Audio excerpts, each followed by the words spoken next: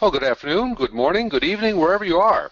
Welcome to this Social Media Today webinar, Harnessing the Voice of the Customer on Social Media. My name is Paul Gillen. I'm a trainer and coach at Profitecture, social media coach, and I'd like to welcome everybody to today's webinar. We're going to be talking about best practices, strategies, and tips behind a successful social insights program. As you know, social listening is really where it all begins. It's the baseline of social media activity.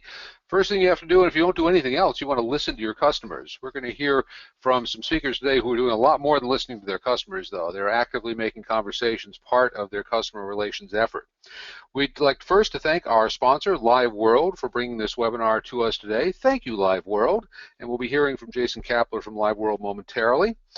Just a little housekeeping. This webinar will be recorded. It will be available on our site, socialmediatoday.com, and a link will be emailed to you in a few days.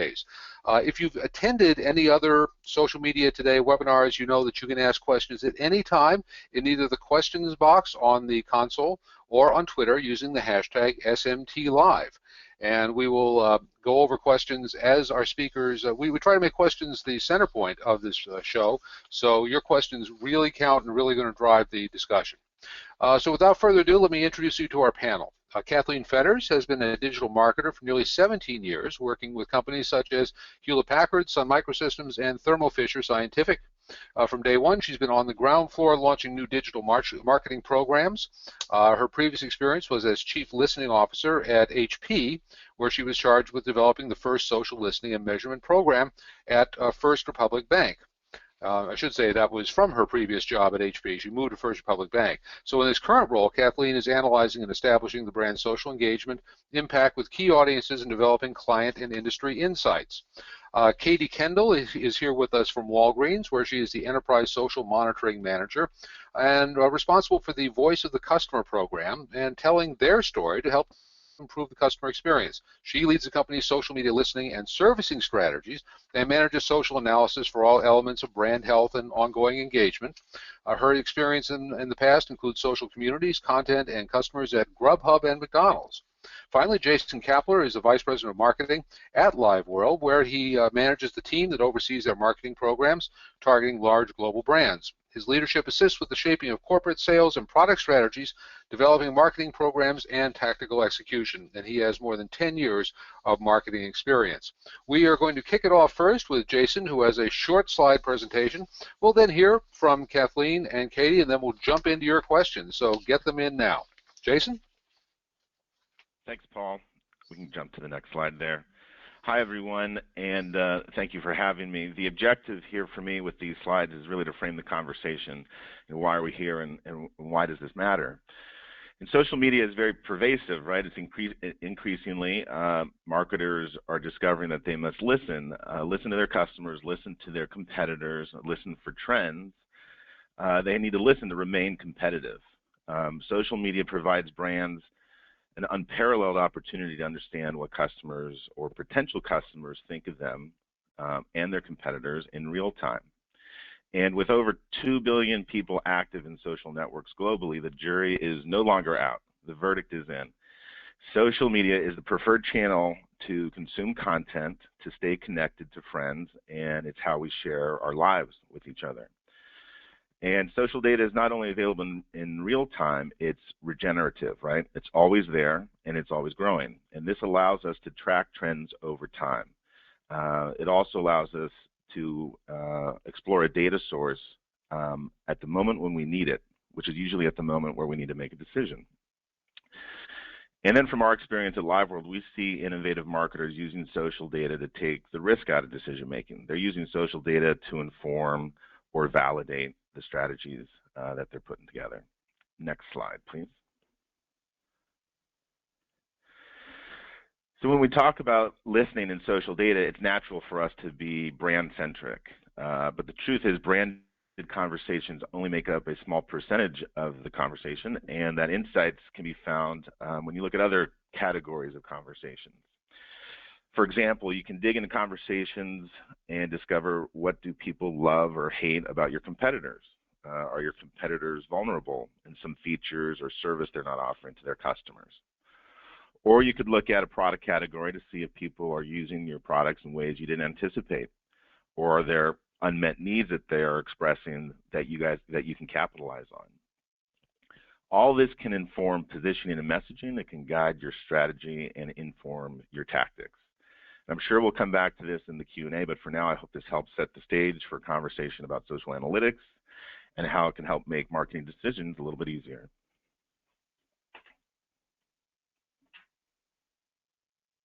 Okay, thank you very much, Jason. Katie Kendall from Walgreens, would you tell us a little bit about yourself and what you do?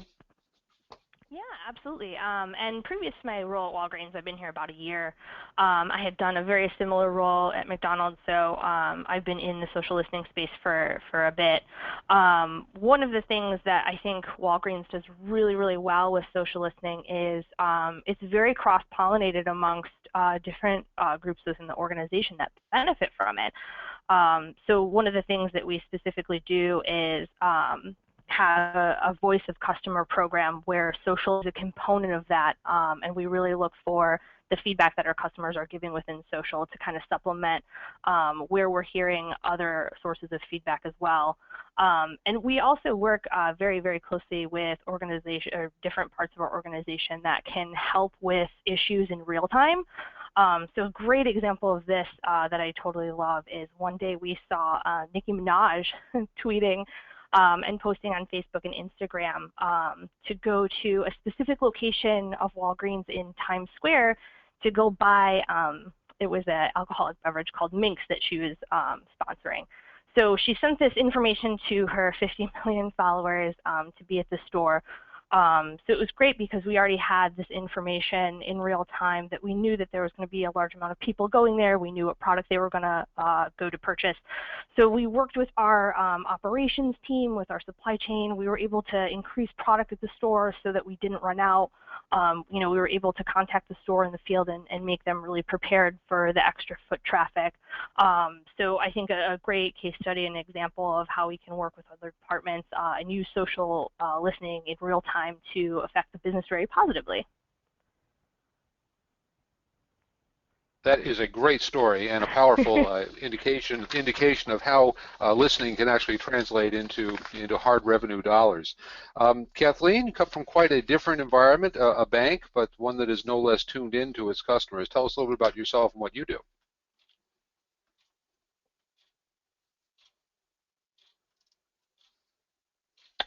Kathleen, are you there?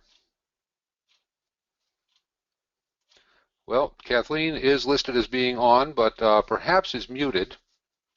I've heard that happen before.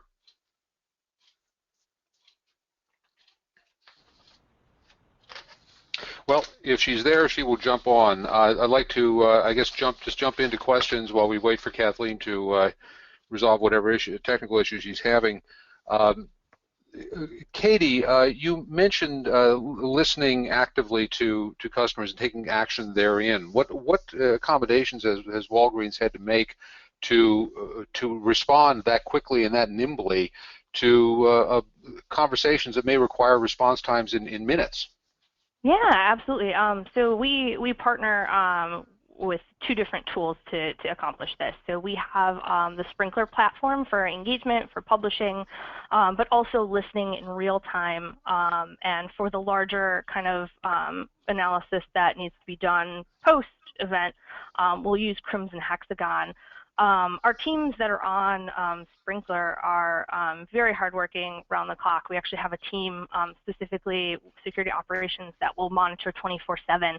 But specifically with the care team that I work closest with, we've really leveraged them and taught them how to identify potential items that are bubbling up that we're going to need to work with different stakeholders in the business. And I think they do a great job. A great example of this recently is, and I know it happened to a couple different brands, is the 19 Kids and Counting. There was a lot of online controversy as the family were kind of going through some legal issues and some accusations. And so we're pretty quick when we get a contact of a customer asking, we have this issue, we don't like this, that you're an advertiser on this program.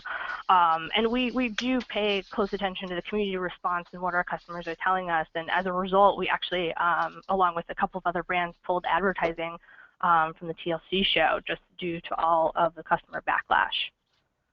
Another great example of making decisions in real time based on customer feedback. You don't want to be associated with an issue that could potentially be poisonous to you. Can you give us an idea of the volume of social media mentions that you monitor on a daily basis? And is it just you, or do you have colleagues?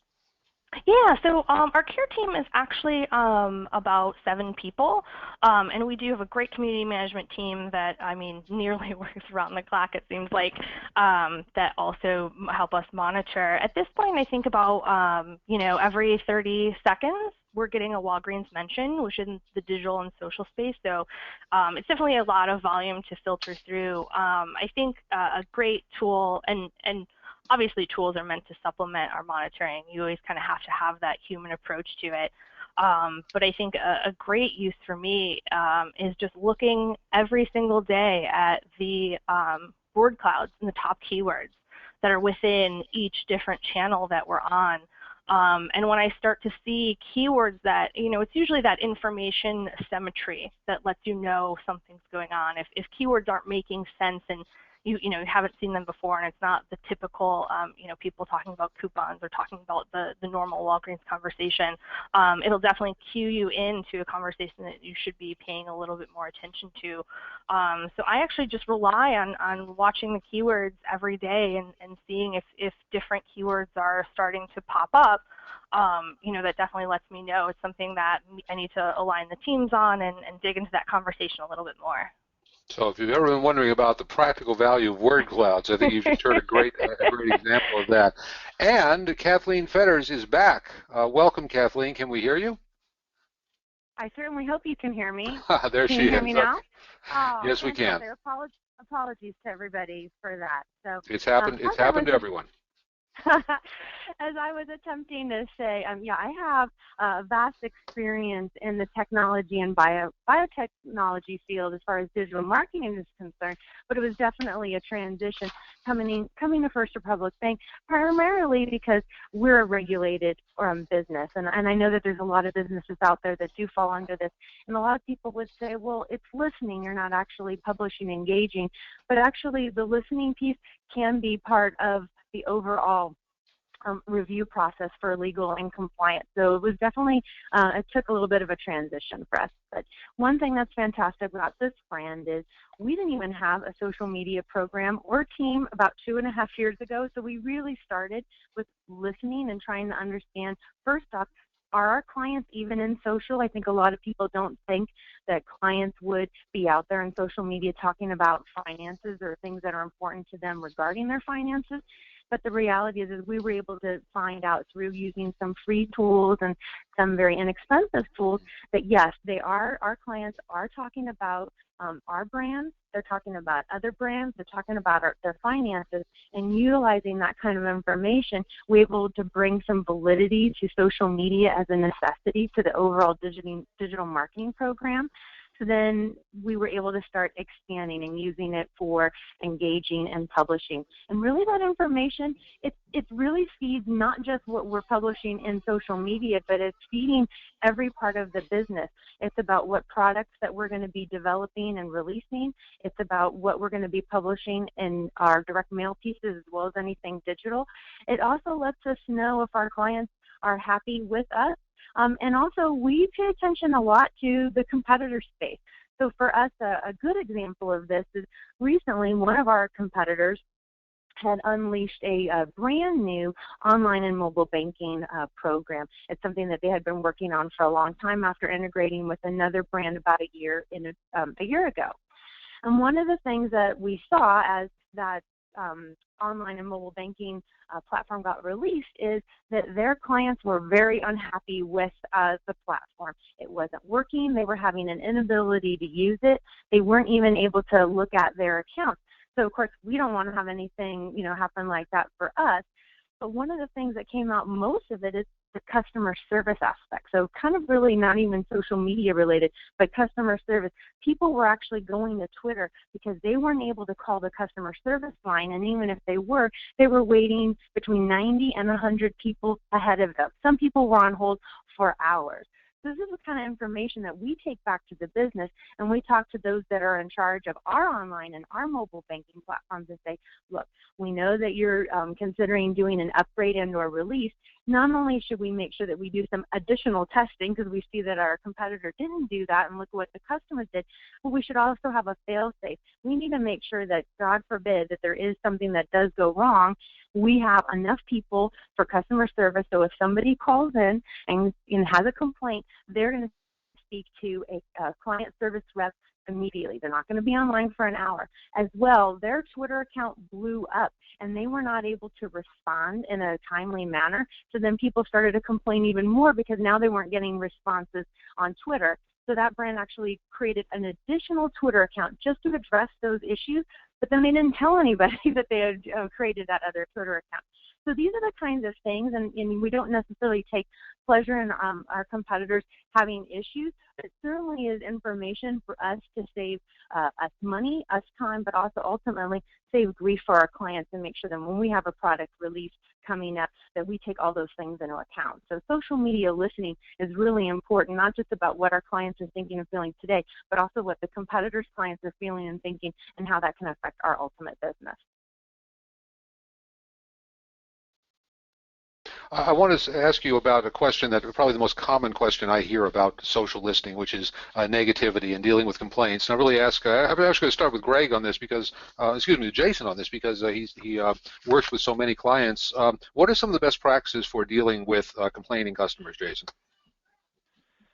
Well, I mean, we're advocates at LiveWorld of conversations overall, so we support engaging customers no matter the tone of the conversation. And usually, from my experience, the detractors or people having negative conversations are opportunities to develop more loyal customers.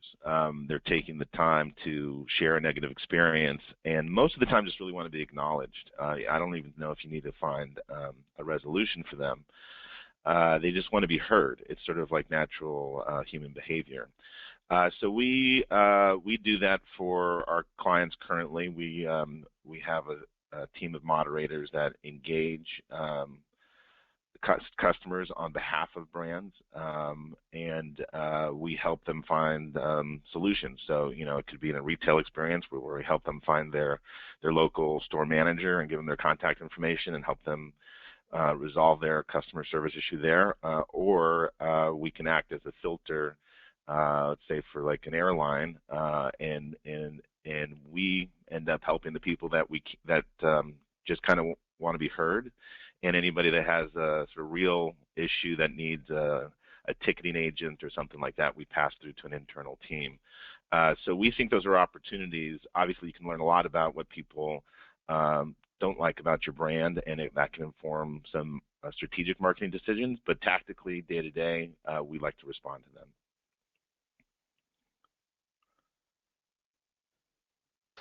Katie, maybe you can weigh in on that. Do you have, being a retailer, of course, I imagine that you get your share of customer gripes. Do you have a process for handling those? Yeah, and I think with anybody using social listening as a means to hearing this, I think there's always going to be a struggle with kind of this micro level and the macro level, right? Like we see an issue and we think, oh my gosh, like we have to make this right for this customer, but there's this whole bigger picture of what your customers are overall saying, and having a blend of that when you approach a program and a process and dealing with customer issues. We have a team that works 7 days a week, pretty extended hours from I think 8 a.m. to 8 p.m.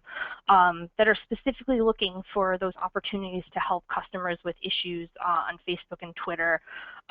We have a pretty good process of engaging the store when we need to, or if it's an item that they needed to return and something went wrong there, we'll give them balance rewards points or do what we can to make that right in that moment for them. So I think it's really having a good idea of your volume, your workflow, figuring out if there's processes with other departments that can help you get that resolution quicker. Great first steps to engaging with those customers that have those issues. Let's take some questions from our audience. We have quite a few that have already come in. Do you recommend having a separate social channel for customer service? One of our audience members asked, and I assume by that she's referring to having a separate account, such as a Twitter account for responding to customers. Thoughts on that, and maybe ask Kathleen to start on with that one.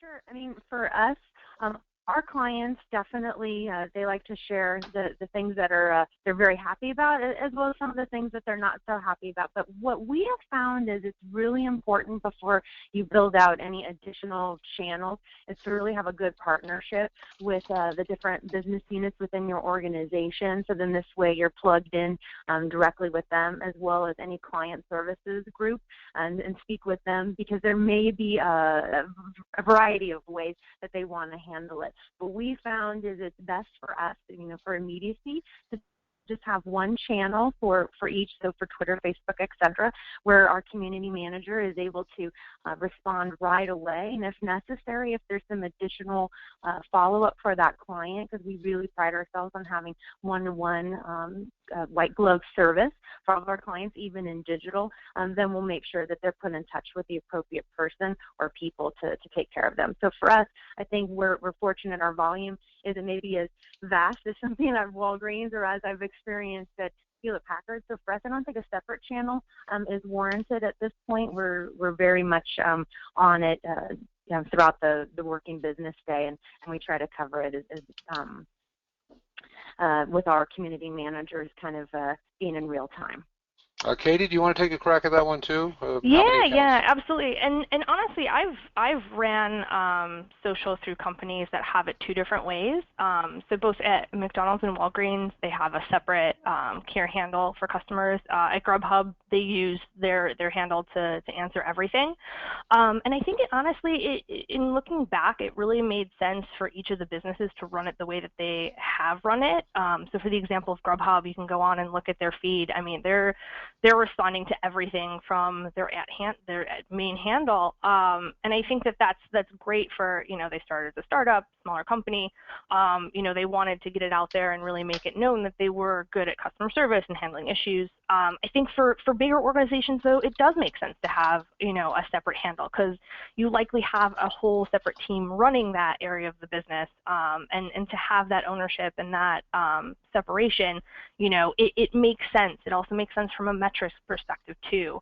Having those two things separate, where you have your traditional channels where maybe you're looking at metrics for your content, and looking at it with a completely different lens. Whereas when we have our care agents actually handling issues and questions, we're looking at a completely different set of metrics of how many they're getting to, what's their response time, those SLAs. That's, I think, a big business metric for everybody. So just with the two different lens and in different businesses, I think you just have to kind of test and figure out what makes sense for your brand and the type of business that you're in. Here's a great question about some of the most important listening metrics to track. Why don't we start off with Jason on that one? Sure, this is an interesting one. I think because this is it kind of depends. I mean, I think I'm coming from it on the side of the spectrum here, where we're doing conversation analysis. This is qualitative analysis. And we're looking for themes and patterns in data to really get to insights. So we're really not necessarily focused on metrics or counting, mentions or volume of a particular topic or products. We're really digging into how do people think and feel around one of these categories. So we barely use, well, I wouldn't say that. We use sentiment, but it's sort of a tool.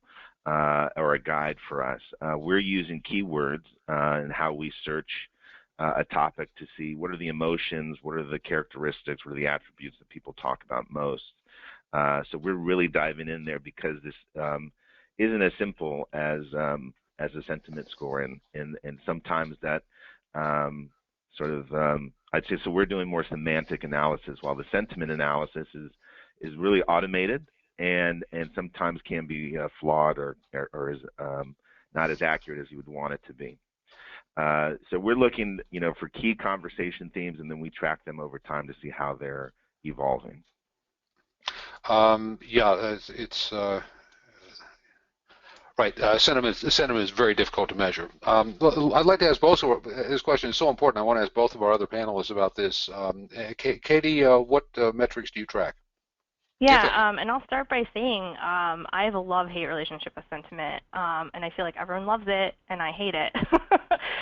It's just one of those things where a lot of people are interested. Well, what does the sentiment look like? What is the breakdown? But I think in coming from McDonald's, where I had to run sentiment on Happy Meal, it's something that has just kept me up at night. You know, the way that people are speaking online, the language they're using, the sarcasm they're using, it's just one of those things that, you know, unless you're custom training it and telling it exactly how to code things, it's really hard to get a good you know, gauge on just using basic sentiment numbers. I think something I do is really read through and take a sample and do the old-fashioned way, is where I have the sentiment numbers to kind of support what you know, the system is telling me what the conversation is.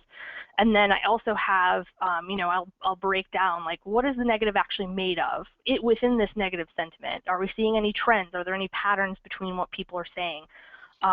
You know, that's providing a summary on that, I think, is really important, aside from just providing kind of those basic sentiment numbers. Volume is a huge one, just overall mentions, especially in my businesses, as I'm looking for you know, potential things that could warrant us reaching out to different departments to resolve an issue that might be, you know, fast moving. You know, we look at the velocity of it, you know, determining how quick is it going. Is, you know, I have a rule with the care team where if they see 10 mentions within 10 minutes on an issue, immediately, like, let's escalate it, let's figure it out, let's get to the root, you know, cause of it. So I think in just looking through the volume and figuring out, you know, how quickly things are moving is a really important metric as well. Okay, so very fluid approach. Kathleen, do you have a quick response to this one? I do. To be honest with you, I follow pretty much the same philosophy that Katie has. I think they're very important metrics that we all follow, and I must say probably half the gray hairs on my head are from redoing sentiment analysis, because, you know, the accuracy is a little wonky with certain tools. So we really use those KPIs such as sentiment and share of voice. Those are good indicators and some baselines, but really at the end of the day, it's the trends and the themes of those conversations that are happening that really feed the business. So you could have, let's say, a spike, you know, on a Tuesday about a particular topic, which might be interesting and impact the business, but then there could be a conversation that's kind of happening at a very slow pace, kind of trickling here and there over time, that actually may have more important value and more insights for the business than something that happens in one particular day. So for us, it really is, you know, the KPIs are nice to have, but it's kind of the day-to-day. I'm the one that rolls up my sleeves and does like Katie and reads through some of these blog posts and tweets, and I really feel like that to have a really solid listening program, you can have all the bells and whistles and wonderful tools and platforms available to you, which I think are fantastic, but you still need to have some kind of human filter, and it needs to be a person or a set of people that really understand the business and have that partnership that I talked about before with those different parts of the business. It really, the relationships that you have within your organization and the ability to understand the needs of those individual groups in addition to the overall brand really is key as far as making sure that those actionable insights are understood and that different efforts can take place. Sometimes you throw numbers at somebody and they go, great, this is positive sentiment, negative, you know, okay, great, thanks for the numbers, but what do I do with it? What do I do with this information? How is that going to impact the business? So I think Katie and I fall in the same category there. So understanding that platforms are not the big issue is nevertheless a big issue with our audience, because we have at least 3 questions about the tools and strategies, the best tools for social listening. So let's go back in reverse order on this. We'll start with Kathleen. What tools do you use now, and are there tools you don't use now perhaps that you used in the past that you particularly liked? Well, back when I was doing social listening, before it was actually called social listening, I have used tools such as Radian 6, and I'm sure that a lot of people are very familiar with that. And then they were kind of the first ones out the gate as far as having the ability to do the listening and the various analytics. But I think since Radian 6 first launched several years ago, there's been a lot of tools that I've had the luxury of using, one of which was net-based. Now, I wish there was that holy grail. Some people who've heard me speak before, I said I'm always looking for that holy grail tool that you can do publishing, engagement, and listening really proficiently out of. And I'm working towards that. And if anybody has any insights on that, I'm happy to listen too. But if you're really looking for some certain KPIs like sentiment analysis and true listening, net-based was something that we used to augment Radian 6 when we were at HP. And I've also had exposure to Crimson Hexagon, Systemos. I think really too, it depends on your group. If you're just starting off, if you have some marketers that are actually just starting off doing the listening, it's really important to evaluate the tools best for that skill set and what you're actually listening for. Not everybody has 75 people, such as some other big brands sitting in a room and being able to listen. So sometimes having a more complex tool with bells and whistles isn't always better. So I usually, unless you were born to be an analytics person and you're really a digital marketing person, tools like that I mentioned here are Systemos, even BrandWatch. Those are tools that I've used or been exposed to that are relatively, I wouldn't say easy, but you don't have to go back to college to be able to utilize and then get those insights and KPIs that you need to feed the business. Okay, and move on to Katie.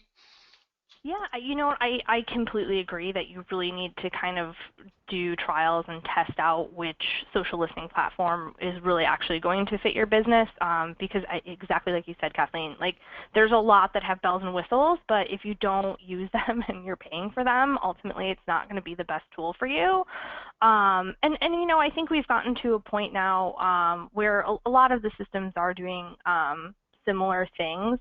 One of the things that I really leverage, especially with the care team kind of helping me manually look for conversations that I need to be privy to, is we have a feature within Sprinkler that allows us to actually kind of use different automated workflows to route all of our mentions directly to agents for them to action with. So I think that having a good mix of automation to a system, but having a system that doesn't have to force you to get a second college degree to understand, I think is a perfect example of kind of that mix. Having a tool that's really easy to use for your entire team, having a tool that's able to automate some of those processes for you, is a great mix to have, and having a tool that also kind of is an industry leader and giving you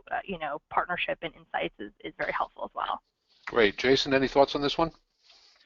Yeah, absolutely. I've had the privilege of working with some sophisticated technologies in this space, and currently we work with tools that our clients have. And I'd say, the difference is really in how they organize and cluster some of the conversations. But this topic's a little bit like, what kind of shovel do you need to install a pool? It's like one of the components for how you get there, but it's really, with all this data being public, right, and most of the technology being similar, it's really about what you do with it, both your approach and what you're trying to extract from it and how do you apply it. And so the tools is really the beginning. The human component, as we were talking about in the previous question, your ability to filter it, your ability to add context, does this matter? Is this sarcasm? How does this apply to our business? How do our customers talk? All that stuff requires a human element, right, to filter that and understand it and process it. That's the analysis piece. And then you do all that work so you can have recommendations, so you can take action, right? And so the tools don't do those last two parts. They don't do the analysis for you, and they don't provide the recommendations. And so that's the things to keep in mind as you look at these from a program level. What are we trying to do here? How can this make us more agile as an organization? And so the tools end up being just a small component. Really, the amount of hours that you can put into it, the humans that are there to help analyze it, those are some of the other key components as well. Oh, great. And so it's not just about the tools, about what you do with them, which actually relates to our next question. It's about the multiple dimensions of social data, or really the different types of analyses you can perform. We hear about you can do basic listening.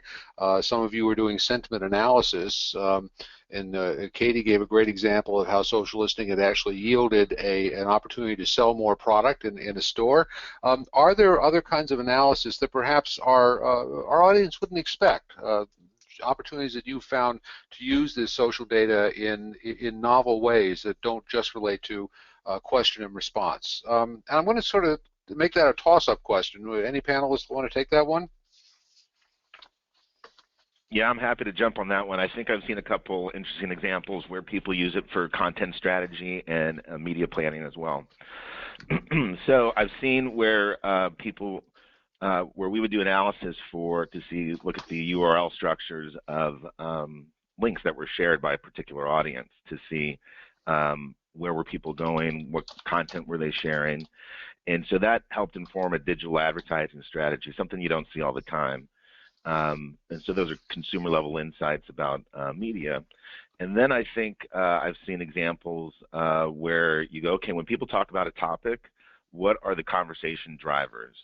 And how can we then incorporate this into either advertising content or content you would do in social?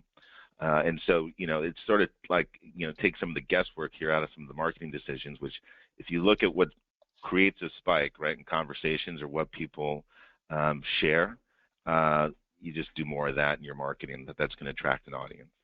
Well, and the example you mentioned, I mean, it's sort of a co-creation example. How can you use how can you use conversations to make your products better? Katie, you've worked at McDonald's, which I'm certain has looked at a lot of different dimensions of this, as well as Walgreens, your current employer. Any stories you can tell or examples you can give? Yeah, and I mean, I can definitely speak to the Walgreens content team. They just kill it, and they just base so much of their content decisions on data, which is incredibly smart. I think a very unorthodox way that I help use social data for our business is sometimes, you'll see on Facebook, and I know this is a struggle with brands overall, is people, fraudulently trying to represent themselves as part of your company. So what I do is I actually will search and try to identify those people that are trying to commit fraud and claim that they represent Walgreens. And I'll just search for the specific users, and I actually send them straight to Facebook to get their account shut down. So within a couple weeks of me starting, I noticed that there was a couple of these popping up each week, and I was like, you know what, this is something that we definitely need to take a more proactive approach on, to protect our customers. So yeah, we've actually noticed since we've taken this kind of proactive approach is like almost a 70% decrease in the amount of fraud floating out there on Facebook. So it's definitely something that we've leveraged social data in a pretty unexpected way to help protect our customers. We have a question from the audience about the time frame for responding to comments. And I like this one. If you wait too long, sometimes it can actually work against you. It's better to not respond at all. Do your companies have any guidelines for how quickly you need to get back to someone who has a question or needs a response in social media? Kathleen, what's your take on that one? So our take is as fast as possible. So we don't necessarily commit to we're going to get back to any particular person at a particular time. Ideally, we're getting back to anybody who has a question or concern or reaches out to us as immediate as possible. So this is a true partnership between your community managers and the listeners. So we kind of have like a three-prong approach. So community manager is monitoring all of the channels that we have in real time and taking on any kind of engagement that is necessary and or putting our clients in touch with client services, their banker, etc. Then for me, I'm the actual in-house listener, so I am in our tool or sets of tools, and I'm actually monitoring what's happening everywhere else outside of our channels where people are having conversations. There are times where somebody might talk about First Republic Bank, but not use the @mention sign in Twitter, or they might talk about us at, on their Facebook account or somewhere else, but not necessarily something that was on our channel that we pick up. So what I'm doing is literally in real time using those tools that I mentioned, monitoring to see what are people saying, and immediately, is that a client? If so, who is the banker? Should we make sure that XYZ person or people is in touch? So for us, it's really important to have that immediacy, and I think it goes back to the fact that this is a very client-focused, service-oriented business.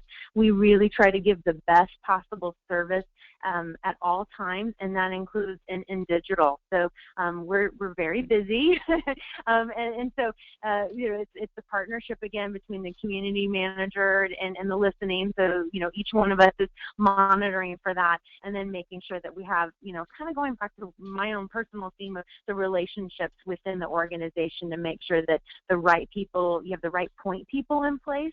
So if something comes up, you immediately can ping them, and they know that this is a priority and that they need to kind of drop whatever that they're doing to make sure that the client is taken care of as needed. Katie, do you have any standards in this area? Yeah, and actually, one of the things that we do with our social care team is we actually will adjust their SLA requirements based on the type of content and also the volume. And we onboarded with Sprinkler not that long ago, so I think just in general, when you're beginning a new tool, you want to give your team, a little bit extra cushion time just to get used to it. It's going to be a completely different workflow for them. Obviously, you want to get out to everything as soon as possible, and I think the team does a great job. I mean, they're to the point where every answer is coming out within under 5 minutes, unless it's something that they need to maybe dig a little bit deeper into the answer for. Jason, I want to ask you about a question relating to different kinds of clients, and specifically B2B and B2C. And we've actually got a couple of audience questions about this. Do you see differences in how companies that work in sort of heavy B2B industries handle customer listening versus those that are in more mainstream retail and consumer markets? Sure, yeah. Consumers, B2C, it's a lot more data for you to pull on to learn more about how customers are talking about any particular topic, especially related to your brand. So uncovering insights ends up being a little bit easier. But you can still do it in B2B. Measuring brand health is still, something that you can do.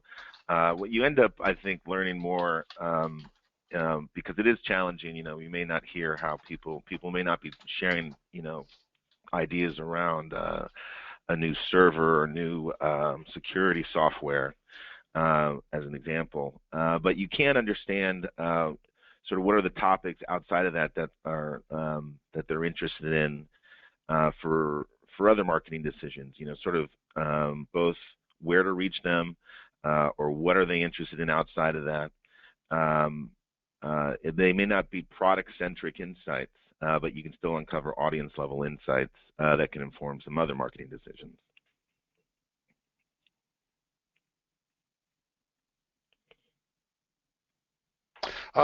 Question about just the trends that you're seeing in the way other companies. I'm sure you monitor this space closely. Are you seeing that social media monitoring is now a requirement for any company that deals with a large base of consumers? Jason, would you say that's the case? Yeah, I mean, I think I see that the people, marketers that are data-driven and are making smarter, more effective decisions, and social data allows you to become, or forces you to become, more agile. It just is going to force you to become more real-time, both listening and how you respond and how quickly, how you even think about marketing campaigns. And so the more you can get into this always-on kind of mindset, I think that impacts all your decision-making. So I think there will be a new breed of customers, or I'm sorry, brands that make these, and marketers that develop structures organizationally that allow them to capitalize on this.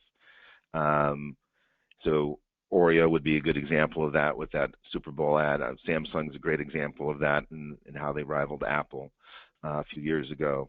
And then I think, I think there's a customer support component here too, which is increasingly customers are expecting a response from the brand within an hour. And so, how you respond will define the customer experience as well. And I think customers will end up giving their dollars to brands that care about them, that acknowledge them, and deliver service. I think, we're all understanding of things that happen, let's say like, with an airplane and flight scenario.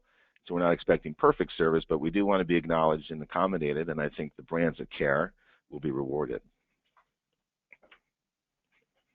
I wonder if our two speakers who are on the front lines for their companies can share any stories of how your listening programs have had an impact on in a way that has affected the product, or has rescued a customer, or has affected change within the company. What's a memorable experience you've had in this role? Kathleen, you want to start with that one? Sure. Well, as you know, we are regulated and under compliance at all times. And there are times when, and it might not even necessarily be just our clients, but people in general, I think that they have good hearts and good intentions. And so sometimes they may use their social media channels to share information about themselves that might otherwise be, it should be private. So it could be such as their account numbers. It could be that somebody found somebody's driver's license and First Republic credit card or what have you, and puts it on Facebook. Hey, I found Mary Sue's credit card, and they put a picture up on it in social. And so a lot of the things for listening, and it's important to listen to the customer and understand their wants and needs. But I also think listening, part of it is, and not just for this brand but any brand, is protecting the brand and protecting your clients, right? So making sure that you're able to do some course correcting if necessary. If somebody's speaking incorrectly about your brand, maybe it's information issues. People are talking about particular not bank balances, but rather what is the minimum of bank balances that you need to have to be a client at our brand or other brands. Those are the kinds of things that you say, oh, well, we need to do some education around there. But really, at the end of the day, the most important thing is to make sure that those clients are taken care of. So then this way we can inform them about not putting their account numbers up there, making any changes on the back end if necessary, and seeing if other clients at other brands are doing certain things like that too. So then this way we have a better and faster response ability for that. So always look, again, for us, it's always looking out for the client, even when they have good intentions. We want to make sure that they're protected and educated too, because sometimes it's just a matter that they just didn't know. Yeah, and I think Katie, you told a great story. Great story at the outset. Can you tell another? I just swim full of stories. No, I think to that point, that's a great point, is also making sure that you are protecting your customers who are engaging with you out on social. As many brands do, I think industry-wide, it's becoming more of the best practice to try to take those customer interactions that may require some of their information offline and into a DM or onto the more appropriate traditional channel if need be. But I think monitoring can also help protect customers if they are putting out their personal information, not exactly realizing it's going on a huge public Facebook wall or something like that is also really, really important to watch for also. Who are your internal customers? This is a great question. Who are the internal customers who most want to see that information, or who seem to benefit most from the information that you gather from listening? Katie, who would they be at Walgreens? Yeah, and honestly, it's a lot of different stakeholders. I really adopted when I got to Walgreens and started my role being really full time within the social data. I kind of had this year of yes, where I just didn't say no to any line of business that just wanted to know more about social and wanted to know what customers were saying specifically about their their specific product or what have you. And I think something that Walgreens does really, really well also is have a pretty built up internal social media network. So not only do we have a lot of members that are external facing on social, we actually do have a whole internal team that focuses on fostering a great community of employees and internal folks as well. So I think we kind of have two different parts of our business that we help drive social conversations in and just gather insights, especially externally. There's a lot of different changes in products that we want to gather customer feedback on.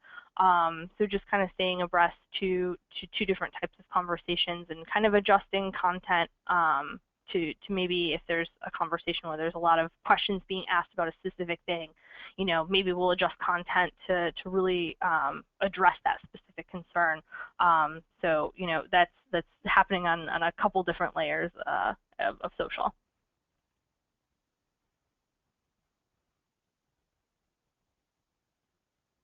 And this is Kathleen. And same question for Kathleen. Who seems to be most eager to hear what you?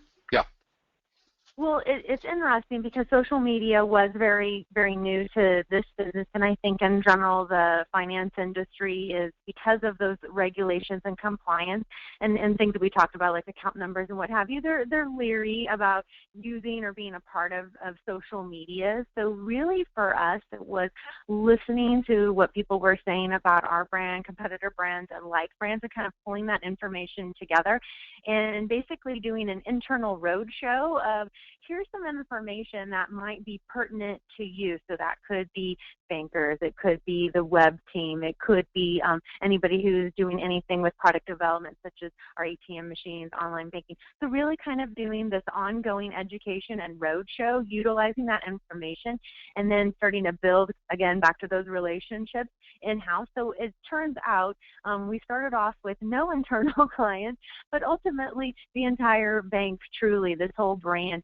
is our internal clients, because at any given moment there might be a client that has a question that is best answered by their particular banker, or maybe there is an issue at a particular ATM that somebody's having trouble with, and so we need to make sure that the people that are, our employees that are located near that ATM can do assistance. So really at the end of the day, it's the whole entire business. So I think it was really great for us to have that little road show and show how we can really be a partner, and that social media data isn't just about what are we going to tweet about, what are we going to write on Facebook, because although that's very important, it really is a change agent for business development. So before you send out a letter to a certain set of clients, write it with the lens that potentially, even though we might have put it in good old-fashioned, mail, that potentially somebody might take a picture of that letter when it comes to their house and put it up on social. So really showing our internal clients that it's important for them to have this information, and that they should be clients. So we kind of started off with, having to convince them, and now the opposite, which is always a good problem, is you're kind of, okay, now who wants what? I mean, now it's a good problem to have, and it just shows you the value of listening, and it's also showing the value of listening to the customer. Okay, we have only 6 minutes left. I want to try ask everyone for real brief answers if you can. We'll try to get through the questions we have left. Do you prioritize some social networks over others when it comes to listening and responding? I'm going to ask you to comment on this one, Jason, because I imagine you work with many different companies. Are there certain social networks, and maybe some of them are private, they're not the big four social networks, that you find are more valuable for listening than others? Sure. I mean, it's Twitter. The volume on Twitter is, by far greater that we have access to, right, publicly. Twitter has a wealth of information. But for clients that have a Facebook presence, for maybe the two brands here represented here, you can learn a lot about how customers perceive you or how they engage you. So we do actually reports on a weekly basis for some of our retail clients where they want to know what are people talking about, what percentage of these conversations are product related versus customer service versus brand or advertising and marketing. So it just kind of depends, but Twitter is a wealth of information on Twitter. Eddie, have either of the other panelists found that other social networks, even outside of the big four, have unusual value to you? Just speak up. I mean, I can basically say the same thing. I feel like at this point, you know, regardless of what tool or what platform you're using, you know, almost 80% of all your brand mentions are coming from Twitter anyway. I think it's, you know, the most valuable. At this point, there isn't, you know, one that overtakes the other. I think it's more about the entire holistic conversation versus, you know, prioritizing one channel over another for me. And I have the same philosophy. Katie and I must have been together in another life, because same philosophy here. You know, each channel has its importance, and I think the overall commentary and themes and trends that are popping up from them collectively is as important as any one channel on its own. And this will probably be our last question, but a good one about competitive information. Have you been able to use listening for competitive information? I'm not going to ask you to name specific competitors, but has there been value for you in competitive listening? And let's start with Katie on that. You're working in these big consumer markets.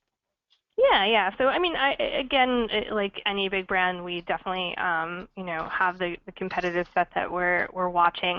I think more so, and a trend that I could see people jumping on more so would be just overall industry. And especially for us, like when we're monitoring conversations, you know, surrounding healthcare, you know, people I think are a little bit more aware of. For example, there was a huge outbreak of measles at Disneyland not that long ago.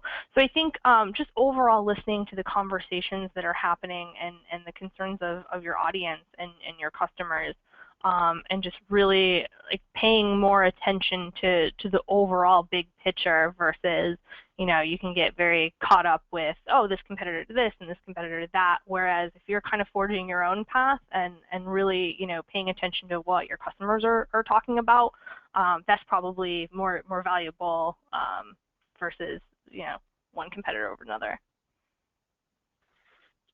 And for have either of our other panelists got stories? Yeah, so personally, I think we're definitely monitoring on a regular basis and real time our competitors, but sometimes it's even beyond what's happening with the competitors. And kind of speaking a little bit to what Katie was just saying, it's also what's kind of happening in the industry or even beyond the industry. An example for us would be back in the fall, Apple was making one of their famous big announcements, and everybody was anticipating the new phone or possibly a new mobile device, and it turns out they announced Apple Pay. Well, up until that moment, those words Apple Pay came out of Tim Cook's mouth. That had nothing to do with First Republic Bank or the banking industry whatsoever. But all of a sudden now, that is something that I needed to pay attention to and actually listen to on a regular basis. So it's even beyond the competitors, but it's also what's happening in the world that could affect your clients and your business. And so Apple Pay was one of those unknown events that was going to happen. So it was really important to pay attention, not just to your microcosm of even just your industry, but also just what consumers are talking about in general. And Apple Pay is a great example for us. And now I want to know what people are saying about Apple Pay as they start to roll it out from our competitors and how that's going to affect the steps that we take here. That's a great example. And with that, we are out of time. I'd like to thank Kathleen Fetters. I'd like to thank Katie Kendall. I'd like to thank Jason Kapler. I'd like to thank LiveWorld. And I'd like to thank our audience for asking so many questions, such great questions, and for tweeting so actively during our presentation. Again, LiveWorld was our sponsor. We encourage you to check out their service and follow them at LiveWorld. And join us in 2 weeks for another webinar. The next one will be on the topic of, is a comprehensive social media platform truly here? And how much of a difference does it make? I don't know. Our speakers were very big on the human value. So with that, this is Paul Gillen saying thanks for attending our Social Media Today live webinar, and have a great day.